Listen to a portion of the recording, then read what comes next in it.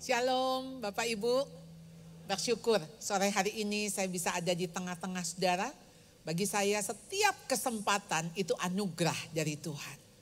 Saudara, mari kita berdoa sebelum kita mendengar firman Tuhan. Ya Tuhan, kami sungguh bersyukur ada di ruangan ini. Kami tidak ada di tempat lain. Pasti ada sesuatu yang Tuhan mau bicara kepada setiap kami pribadi lepas pribadi. Apapun kondisi kami, situasi hati kami, Engkau Allah yang maha tahu. Engkau juga Allah yang akan mengintervensi apa yang kami pikir, apa yang kami rasakan, dan apa yang menjadi kehendak kami. Kami letakkan itu di bawah kayu salib-Mu ya Tuhan. Kuasai setiap kami, kuasai hati kami. Berbicaralah Tuhan sebab kami mendengar. Tolong hamba dengan segala keterbatasannya. Kau pakai dia. Mulut bibirnya Engkau sucikan, kuduskan. Supaya setiap kata yang keluar dari mulut bibirnya hanya untuk kemuliaan Tuhan. Kami bersyukur, kami memohon. Hanya di dalam satu nama, Tuhan Yesus, Juru Selamat penebus kami yang hidup. Kami berdoa. Amin. Saudara, tema sore hari ini adalah Do you love me? Sama dengan yang tadi pagi, cuma isinya berbeda. Tadi pagi saya katakan bahwa tema Do you love me itu tema dari buku yang teman saya tulis tentang biografi saya. Waktu saya umur 50, tahun ini saya 60 saudara. Judulnya MSG, Ma Sayang Enggak. Saudara, kenapa ada kalimat Ma Sayang Enggak? Saudara, saya anak keempat, di mana ketika saya usia 2 tahun, kakak saya umur 5, 6, 7. Lalu adik saya lahir. Jadi kebayang dong, mama saya punya anak baby, lalu ada umur 2 yaitu saya, lalu kakak-kakak saya 5, 6, 7. Dengan suami yang saat itu papa saya baru bangkrut, di mana kehidupan papa saya punya wanita lain, penjudi, pemabuk. Saya bisa bayangkan sebetulnya setelah saya flashback. Apa yang mama saya bebankan. Ya, saya punya kakak nomor 1 pintar sekali. Tapi rupanya saudara, kepintarannya tidak didukung. Karena setiap kali mungkin dia melakukan sesuatu dimarahin, dipukul. Dan kami dibesarkan dengan kekerasan. Nah saudara, waktu usia 2 tahun itu saya akan merengek. Bukan cuman 1 jam, 2 jam, mungkin berjam-jam. Saya akan bilang, Ma sayang enggak, Ma sayang enggak. Mama saya mungkin dari suara yang lembut, sampai bentak saya, sampai ngediemin. Dan saya akan terus, itu peristiwa itu masih nempel. Dan kalau saya terus menerus merajuk, satu hari tante saya datang. Oh, saya kalau punya anak seperti itu saya cabein. Mama saya buka kulkas, ambil cabai dan dia cabein mulut saya. Saudara, setelah itu setiap kali saya merajuk ada cabai. Saudara bisa bayangkan, saya tanya, Ma sayang enggak? Kemudian ada cabai. Bagaimana saya enggak bingung? Saudara, sejak kecil saya lahir, saya besar, maksudnya dalam kondisi saya masih balita, itu saya ingat sekali, saya itu judes. Jadi saya gampang sekali marah. Dan apa yang terjadi, tentu saja saya tumbuh dengan emosi yang tidak stabil. Saudara, saya akan memperlihatkan saudara, ini Erikson Psychological Stages. Saudara, Erikson itu membuat sebuah stages usia. Jadi ada krisis di usia 0, 1,5 tahun, trust versus mistrust. Jadi kenapa anak-anak bayi itu saudara sebaiknya diasuh oleh ibunya. Karena kalau enggak, apalagi susternya gonta-ganti, yang ada mistrust. Jadi kalau dia tidak percaya, saudara, ini yang menjadi basic dia akan sulit sekali percaya orang. Saudara, Saya sudah menikah 35 tahun ini. Awal-awal pernikahan saudara, saya menjadi istri yang sensitif, gampang sekali marah. Dan saya menjadi istri yang kurang percaya diri dan kurang percaya suami. Setiap kali saya tanya, "Pap, sayang enggak?" Dia bilang, "Sayang."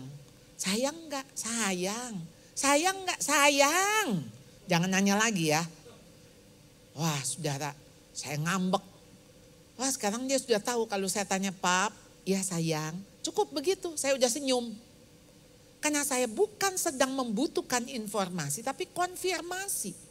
Saudara bisa bayangkan sesuatu yang terjadi 58 tahun yang lalu, 59 tahun yang lalu, itu bisa berdampak.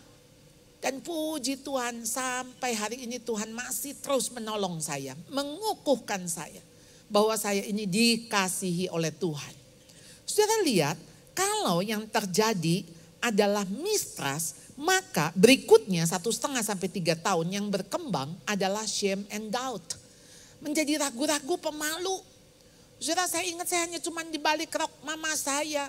Saya kemana-mana cuma pegangin rok mama. Nggak berani. Lalu kemudian saya tumbuh dengan perasaan guilt, rasa bersalah. Dan SD dengan inferior. Saudara lihat tuh kalau sebelah kanannya, kanan terus yang ada. Maka next ya slide-nya. Bagaimana ketika dia dewasa? Jadi ketika dewasa saudara, dia remaja, dia menjadi confused. Dia menjadi bingung.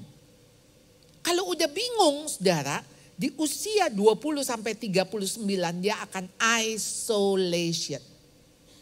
Dia gak mampu membangun hubungan yang intim.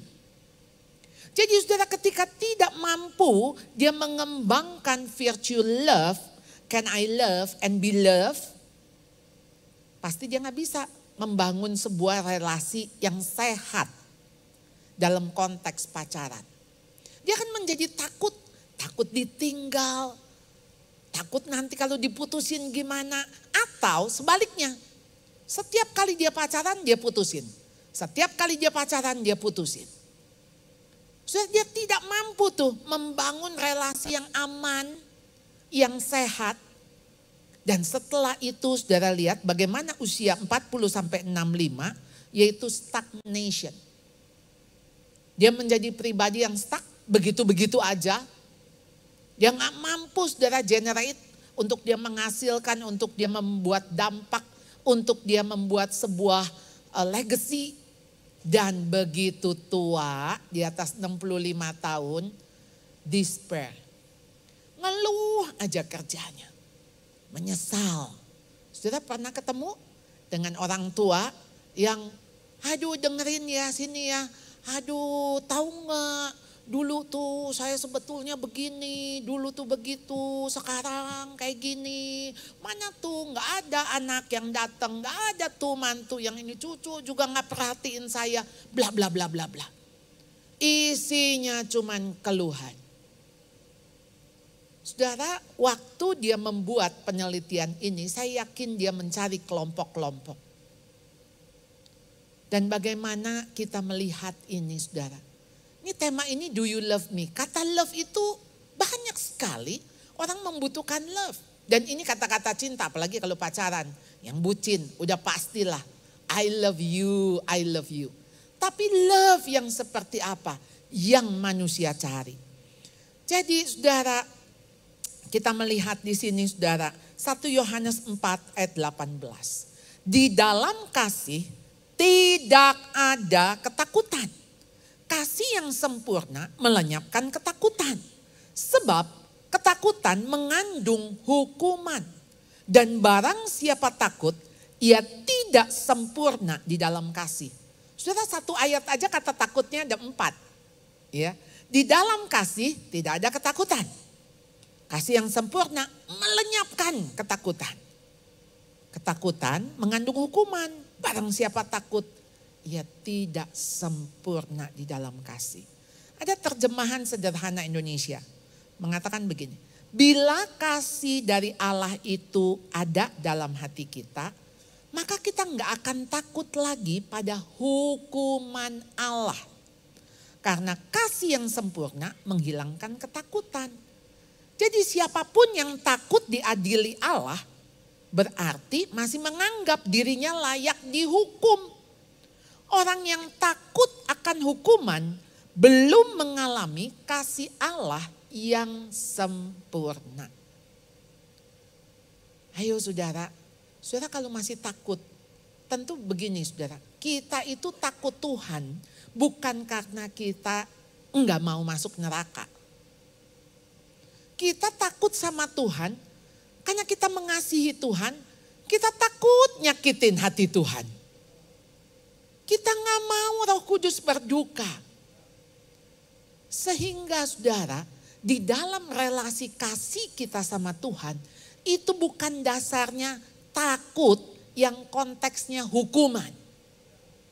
Tentu kita takut akan Allah karena kita menghormati kekudusan Allah. Sehingga takut kita bukan karena takut akan hukuman. Saudara, saya ini dibesarkan dengan rasa takut, rasa salah, rasa malu. Jadi kebayang, saya waktu SMP, SMA saya minder. Tapi Tuhan tuh baik ya, saya pikir-pikir ya. Tuhan kasih saya sebuah karakter atau temperamen yang kolerik, sanguin. Jadi paling enggak saya punya kepemimpinan. Saya masih bisa dipercaya teman-teman menjadi ketua kelas, menjadi OSIS. Saya pikir-pikir itu yang menolong saya untuk saya punya percaya diri.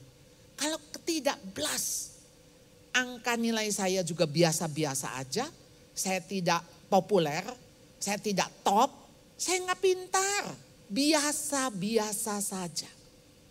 Tapi heran di dalam hidup saya coba tadi flashback, saya lihat Tuhan. Waktu Pastor Irwan baca-bacain ya, itu Mas Sivi, saya cuma pikir biasa saudara ya. Tapi saya pikir iya ya, kenapa saya bisa ada di MPK, kenapa saya bisa ada di Family First, kenapa Tuhan bisa mempercayakan saya membangun sekolah, mendirikan sekolah. Saya juga pikir, siapa saya saudara? Tapi kalau saya yang dari kecil aja pemarah. Setiap kali saya ingat tuh, kan saya gendut dulu waktu kecil. Orang suka coel-coel, saya marah saudara. Bisa kebayangkan, saya tuh anak yang nyebelin gitu kan. Bukan anak yang lovable. Saya menghadapi murid-murid saya yang pemarah, saudara. Ada satu murid saya panggil sini. Kamunya anak Tuhan. Enggak, aku anak setan. Hah? Kok anak setan? Mama bilang aku anak setan? Saya pikir ya kalau mamanya aja bilang anaknya anak setan, mamanya apa dong? Jadi saudara, gimana anak ini bisa mengasihi dirinya kalau dia tidak dikasihi? Bagaimana dia bisa menerima dirinya kalau dia tidak diterima? Ayo saudara, kita wake up, bangun. Semua orang lagi butuh kasih, lapar, haus akan kasih. Tapi kita nggak punya sumber. Dari mana saya bisa mengasihi? Tuh orang nyebelin. Saudara, saya punya murid. Murid ini saudara memang jutek banget. Nilainya rendah sekali. Saya kalau ketemu dia di toilet, ini anak perempuan. Selamat pagi, saya sebut namanya misalnya ya Anita misalnya. Lalu dia akan jawabnya, pagi, sambil cemberut. Lalu saya panggil orang tuanya karena nilainya rendah. Bu, ini saya lihat beda loh sama adiknya. Adiknya laki-laki, ganteng. Kebetulan anak perempuan ini memang entah gimana tuh mukanya agak kurang cabi gitu loh, kurang nyenengin gitu ya. Emang kalau orang tuh tampang jutek tuh gitu ya. Lalu kemudian ibunya tuh bisa ngomong gini nih. Iya bu, ayo tuh anak nyebelin banget. Mulai dari bangun pagi aja saya pengen ngegampar. Hah? Aduh saya lagi bingung. Kenapa bu? Ya itulah. Kalau ngomong kayak gitu pengen saya gampar. Saya bilang, Bu tolong ya, ibu kirim anak ibu ke sini untuk dikasihi oleh kami. Ibu aja yang ibunya, yang mamanya gak bisa mengasihi. Ibu jangan suruh kami mengasihi. Bagaimana anak itu bisa mengasihi dirinya? Kalau bangun pagi aja pengen digampar sama mamahnya. Jadi saudara, ayo, kita ini adalah orang-orang yang membutuhkan kasih. Tapi dari mana kasih itu? Karena kasih yang ditimbulkan adalah kasih yang dari rasa takut. Tadi pagi saya jelasin, Agustin mengatakan ada dua kasih, kasih karitas dan kupiditas. Karitas adalah kasih Allah, kasih yang memberi, kasih yang membuat kita merasa sangat dikasihi. Tapi kasih kupiditas, kasih yang takut kehilangan. Bukankah itu kasih orang tua? Karena takut kehilangan anaknya dimarahin, gitu kan? Karena takut anaknya kenapa-napa, anaknya dicengkram. Saudara, kalau udah dicengkram dia berontak gak? Ya berontak. Ayo saudara, kasih yang benar tidak mengandung hukuman. Bahkan kalaupun Tuhan menghukum, kita melihat hukuman Tuhan karena kasih Tuhan kepada kita. Saudara, ibaratnya kita ada di dalam tangan Tuhan. Kita bandel ya, mau keluar nih, mau keluar. Apa yang dilakukan?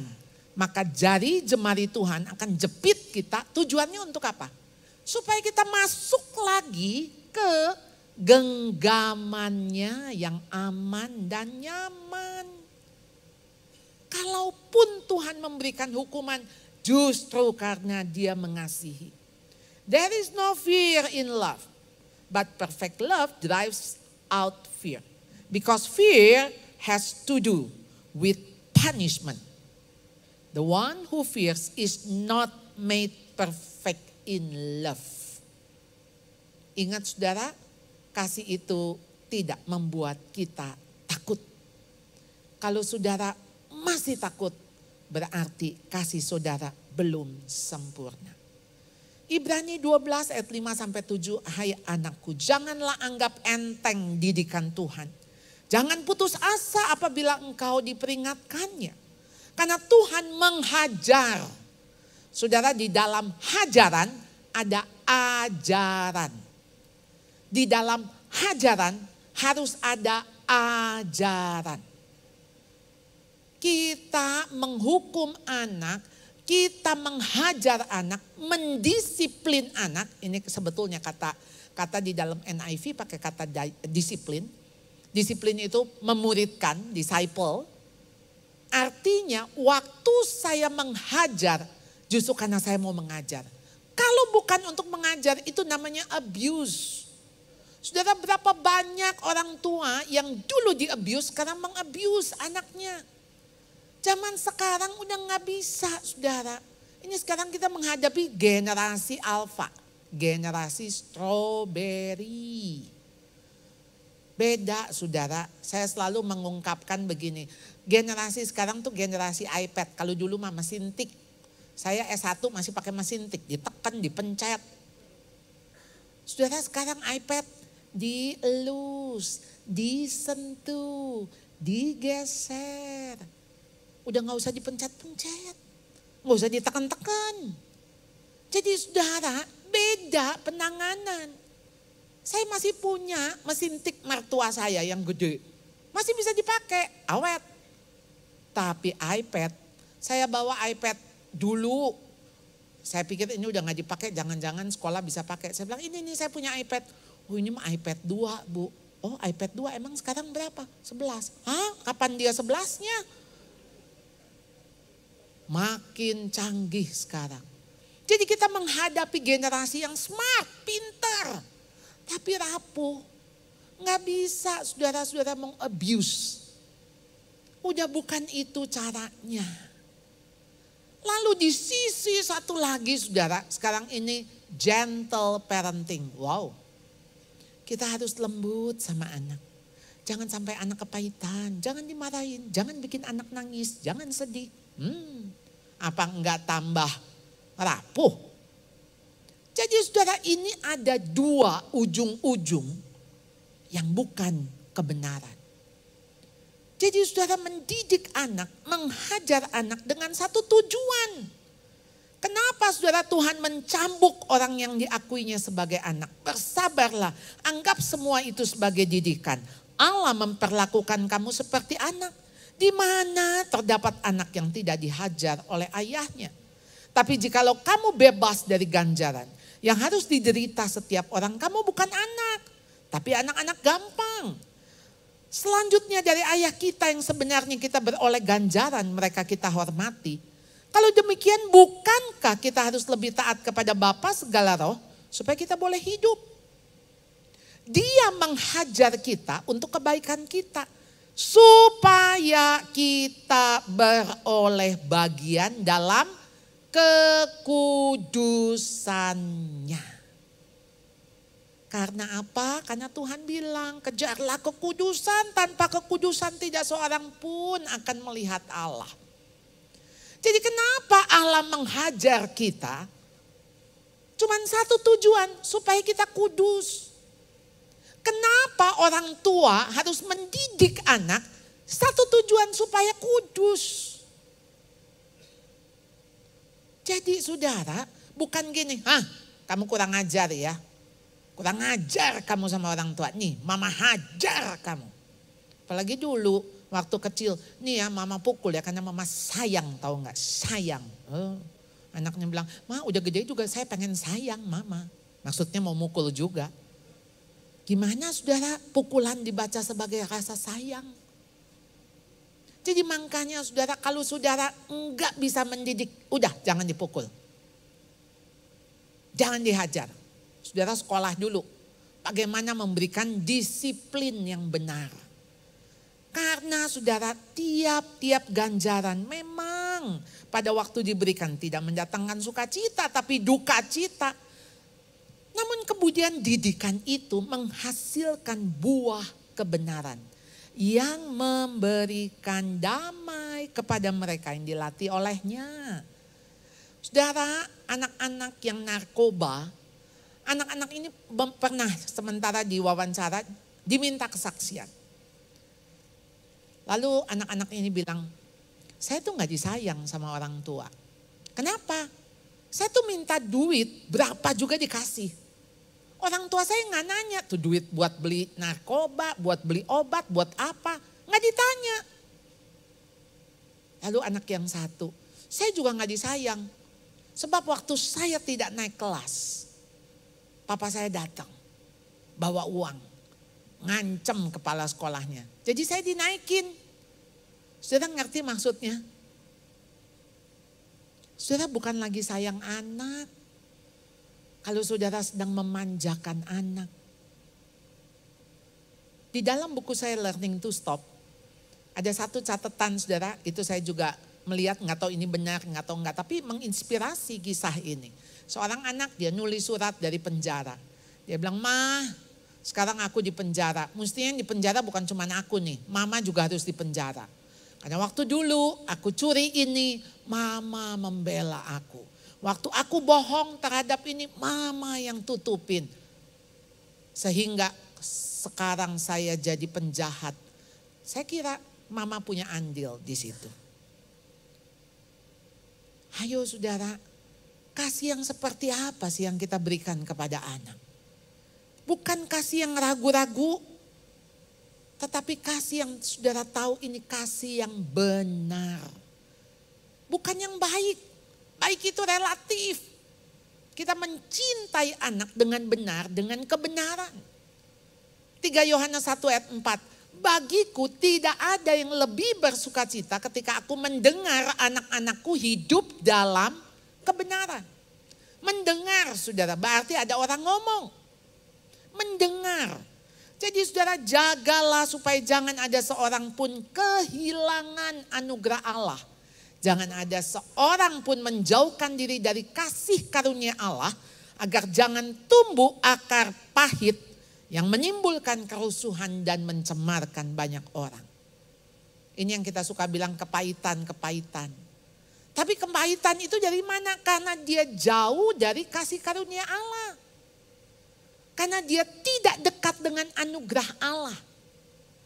Saudara, kita semua yang sudah ngalamin anugerah Allah, penembusan Allah, kasih karunia Allah, mestinya kita menjadi duta untuk kita memberikan kasih itu. Supaya orang itu berasa. Lalu bagaimana dia berasa, saudara? Enggak ada cara lain. Sesuatu yang sangat terbalik. Jadi gini, ketika anak itu salah, tentu harus dihukum. Tapi saat itu, jika saudara peluk anak itu, dan saudara bilang, papa tahu kamu salah. Tapi papa mau berdoa buat kamu. Kesalahan itu belum tentu dia lakukan dengan sengaja. Bisa juga tidak sengaja. Bagaimana anak yang marah, saudara? Saya waktu itu marah. Saya pasti akan dengan sengaja, dalam konteks sengaja, tapi di dalam ketidakmengertian saya. Saya akan menjerit, akan nangis. Saudara tahu saya kalau nangis itu berjam-jam. Aduh, nyebelin banget ya. Saya masih ingat, rumah saya panjang sekali. Jadi kalau saya nangis di sini, orang tua saya pindah. Toto sepi gitu kan. Nah kalau sepi saya pikir gini, ngapain nangis? Istirahat. Jadi saya diam, saudara. Saya diam. Tapi nanti mama saya kalau lewat, saya sambung. Nanti mama saya waktu mau mendekati saya pasti akan tepis. Ya mama saya pikir anak gua banyak. Udah gak mau mah, dah gitu kira-kira. Begitu mama saya pergi, saya menjerit. Saya nangis, saudara. Saudara, perihnya aja masih berasa sampai sekarang. Waktu ditinggalkan. Makanya saya selalu bilang, please orang tua yang punya anak kecil yang lagi ngambek, jangan ditinggal. Tetap di sampingnya, tapi jangan di sebelahnya karena dia akan tendang-tendang. Bagian dari kemarahannya. Tapi saudara kasih jarak, saudara tungguin. Sampai dia reda. Pasti reda kok, namanya nangis ada capeknya. Tapi saudara, sebagai anak yang strong willed, saya akan nangis terus. Waduh, saya pikir ya pantas mama saya frustasi, saudara.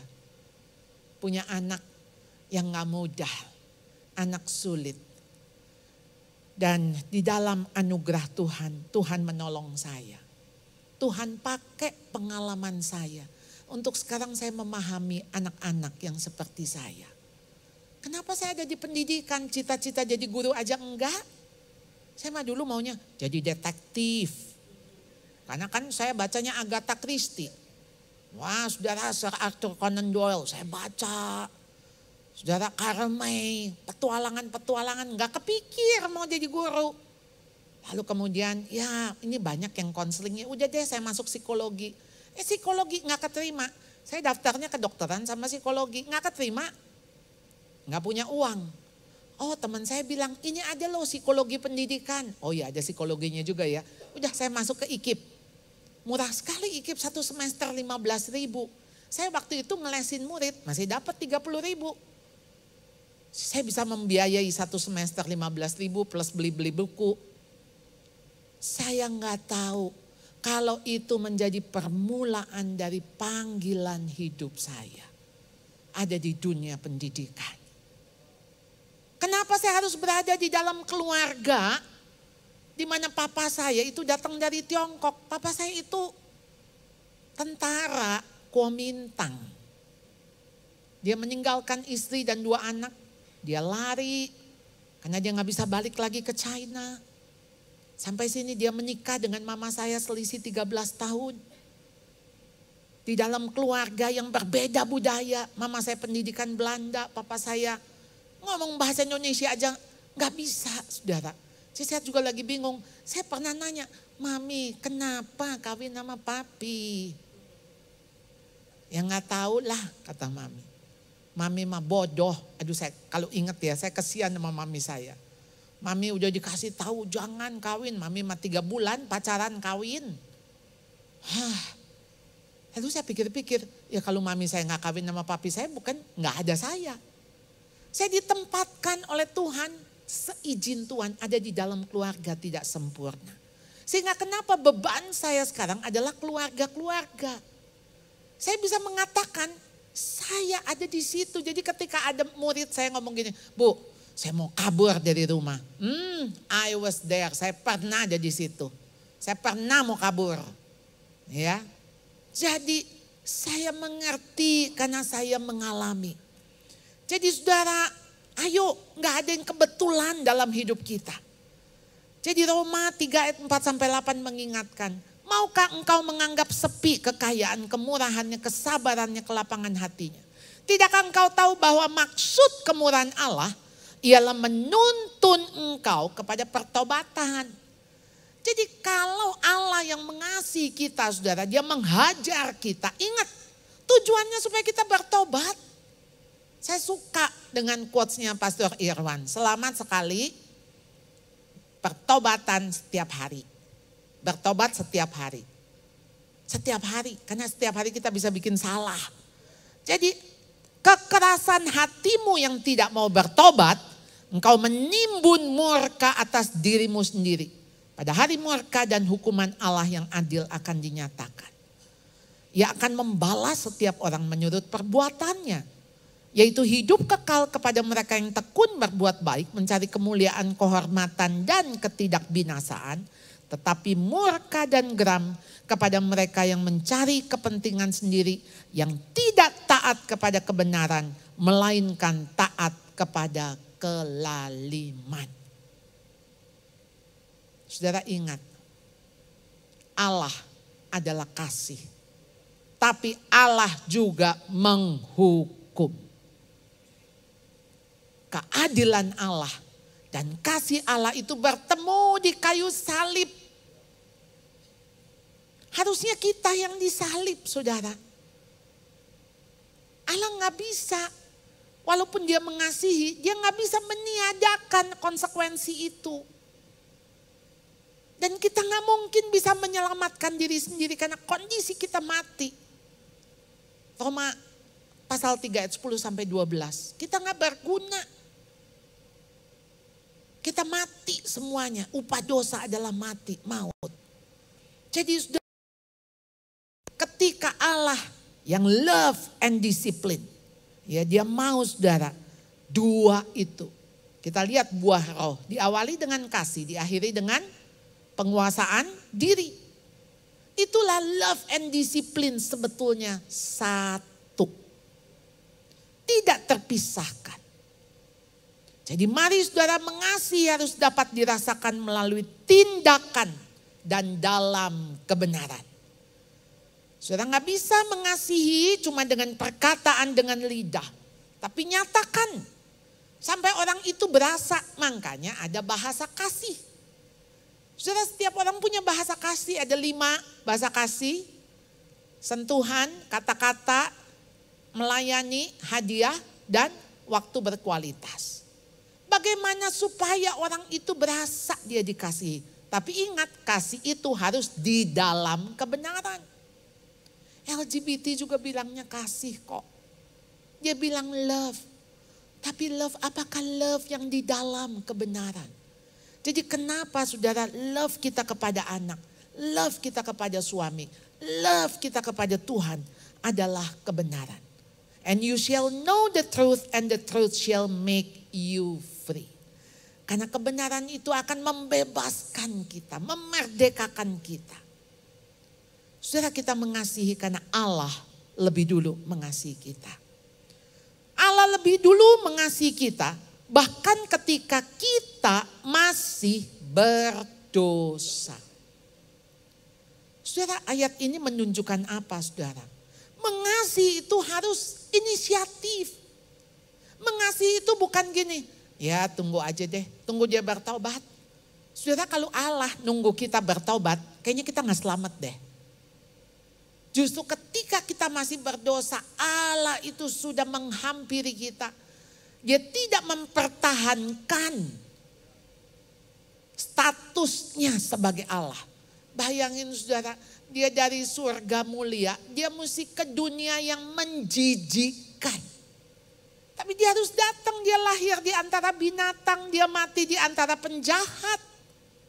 Sudah bagaimana mulai dari lahir sampai mati nggak layak sebagai manusia. Tapi yang sesuatu yang menjijikkan karena dia mengasihi saudara. Itu menjadi sesuatu yang mendorong dia sehingga jorok pun itu dia akan masuk ke dalam demi nyelamatin.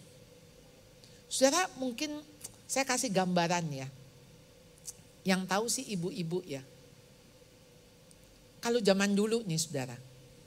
Ini anak saya yang nomor 2 tuh. Dulu waktu bayi, aduh sering alergi, pilek. Saudara kalau dia udah mulai pilek dia gak bisa napas. Saya udah coba pakai pipet untuk ambil lendirnya. Gak bisa, masih gak bisa napas. Saudara, kalau ibu-ibu tahu gak apa yang dilakukan? Saya akan masukin hidungnya ke mulut saya. Lalu saya apa? Hah? Dihisap.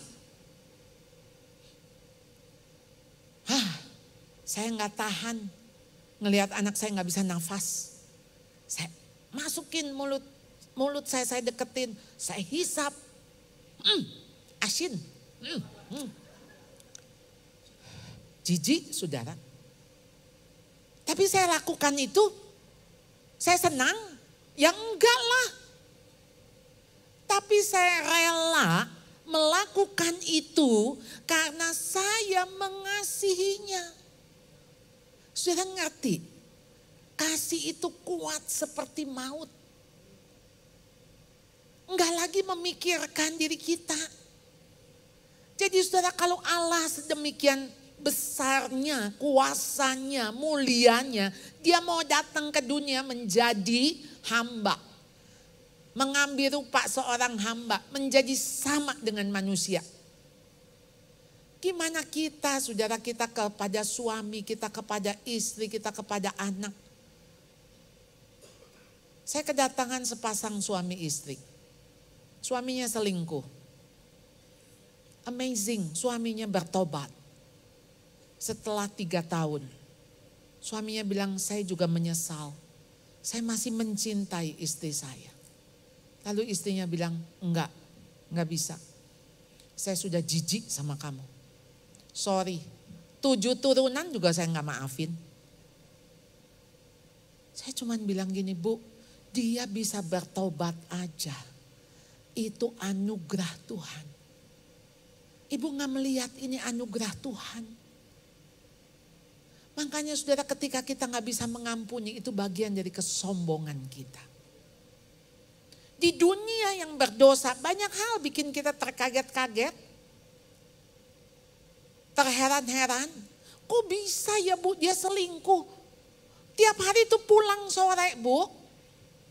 Saya tanya Pak selingkuhnya kapan? Ya siang. Dan yang bikin kaget istrinya karena selingkuh dengan teman yang mereka kenal.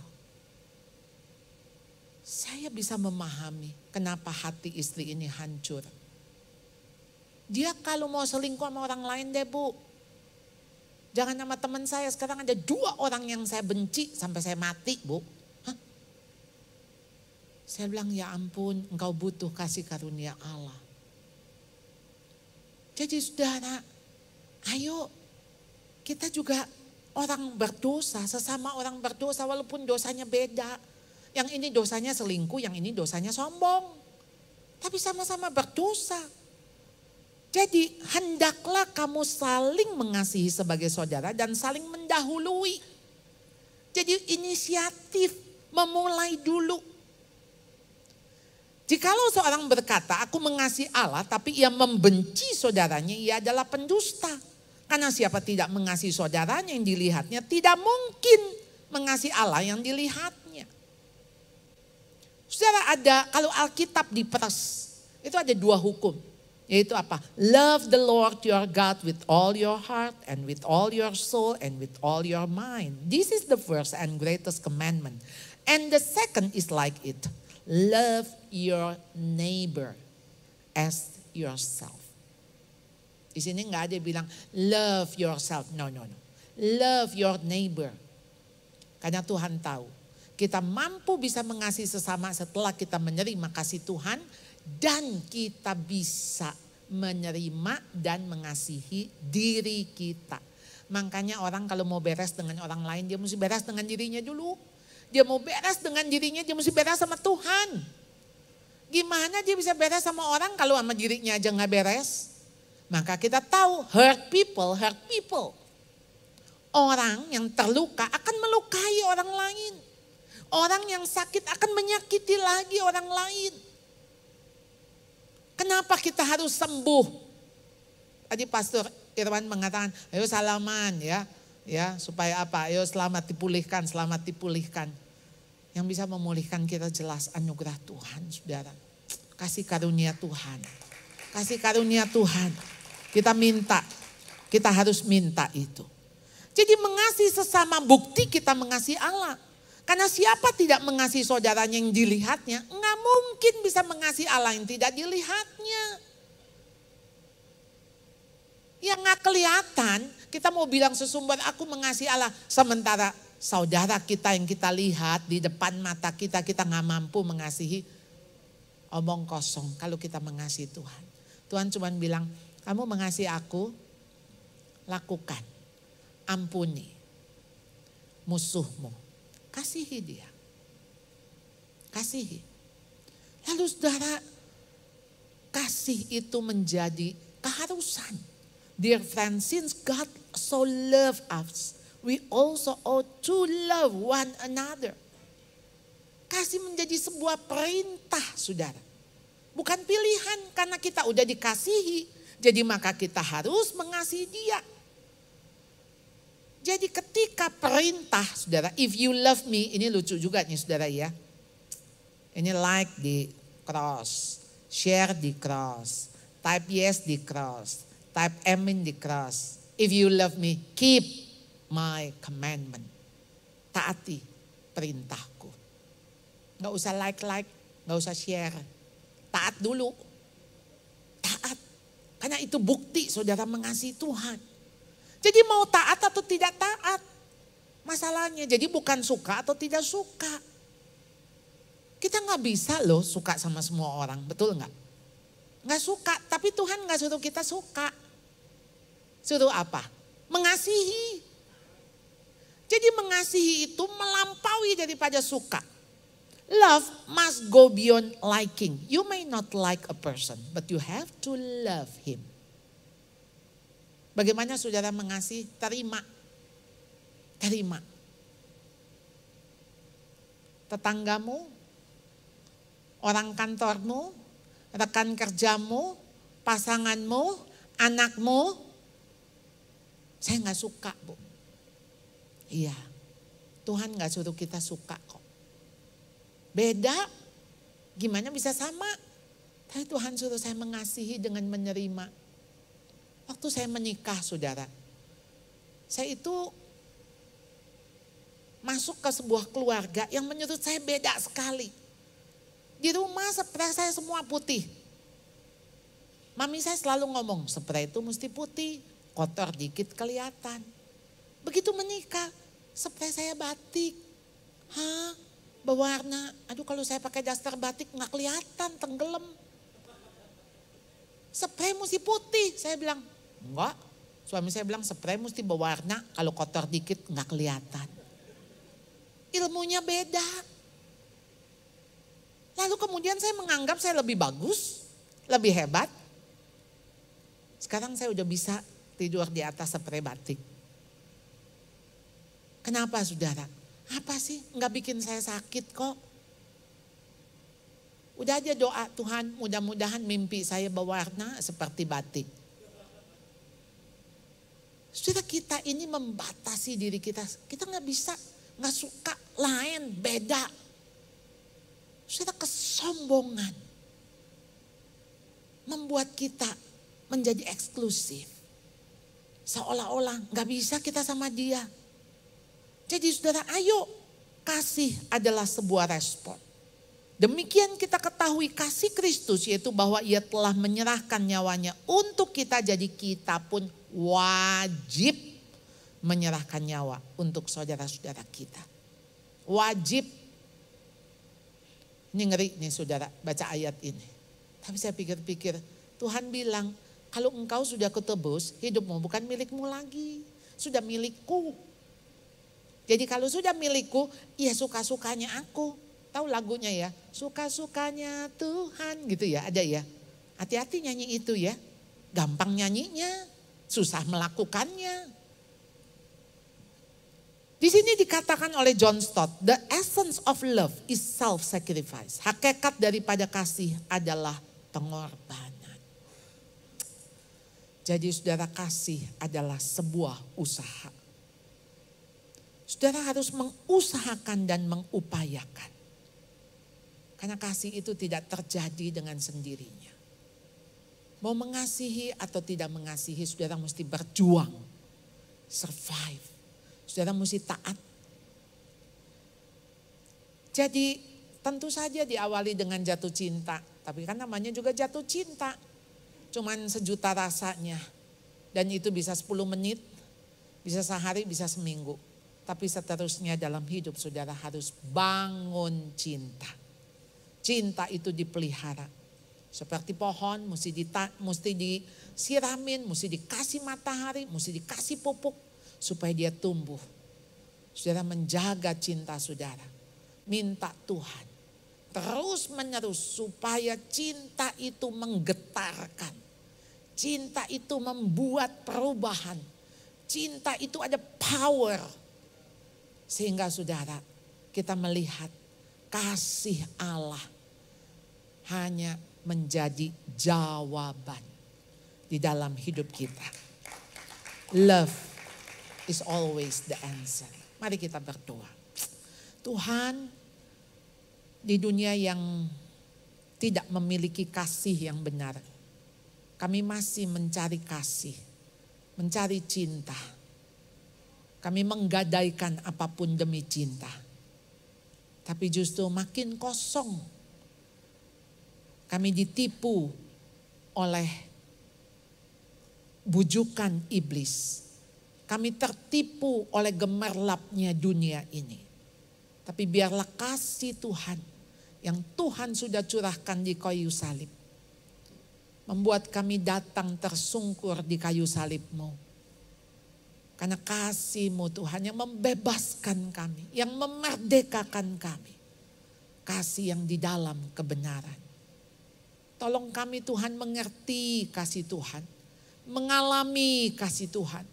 Sehingga kami sanggup untuk mengasihi, untuk memberikan kasih-Mu itu kepada orang-orang yang tidak layak dikasihi. Orang-orang yang mencari kasih dengan cara mereka yang mungkin kami tidak suka. Kami bergumul Tuhan bagaimana mengasihi mereka. Mungkin kami memiliki anak-anak yang unlovable. Kami memiliki pasangan yang terus-menerus menyakiti kami. Kami punya orang tua yang mengecewakan kami. Kami punya sahabat yang mengkhianati kami. Tuhan, mereka semua butuh kasih Tuhan.